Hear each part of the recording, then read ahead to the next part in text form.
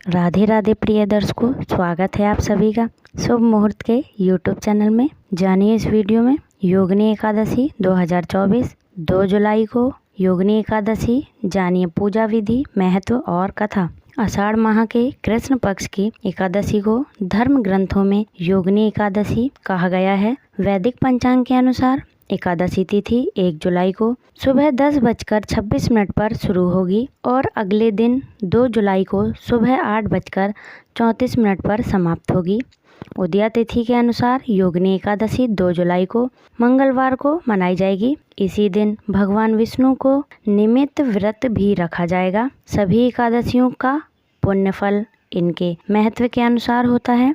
इनमें योगिनी एकादशी तो प्राणियों को उनके सभी प्रकार के अपयश और चर्म रोगों से मुक्ति दिलाकर जीवन सफल बनाने में सहायक होती है।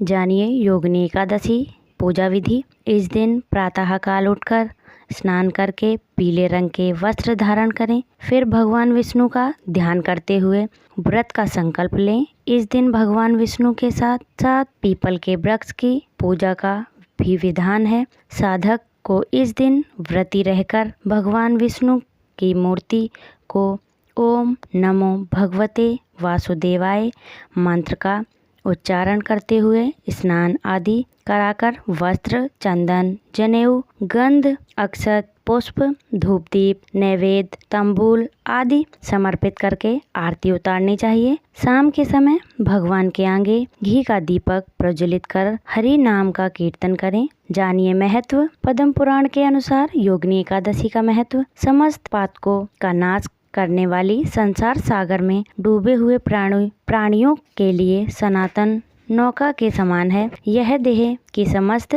आदि व्याधियों को नष्ट कर सुंदर रूप, गुण और यश देने वाली है। इस व्रत का फल 88,000 ब्राह्मणों को भोजन कराने के फल के समान है। इस व्रत के प्रभाव से जीवन और मृत्यु के चक्र से मुक्ति मिलती है और अंत में प्राणी को वैकुंठ की प्राप्ति होती है। जानिए योगिनी एकादशी व्रत कथा। शास्त्रों के अनुसार जब स्वर्ग में कुबेर नाम का एक राजा रहता था। राजा कुबेर देवों के देव महादेव के अनन्य भक्त थे। शिव जी की रोजाना श्रद्धा भाव से पूजा करते थे। एक दिन माली हेम कामासस की वजह से राजा कुबेर को समय पर फूल नहीं पहुंचा सका। यह जान राजा कुबेर क्रोधित होकर बोले, तुमने ईश्वर भक्ति के बजाय कामासक्त को प्राथमिकता दी है, अतः मैं श्राप देता हूँ कि तुम्हें स्त्री वियोग मिलेगा, साथ ही धरती पर कष्ट भोगना पड़ेगा। कालांतर में शाप के चलते माली हेम को कुष्ठ रोग हो गया।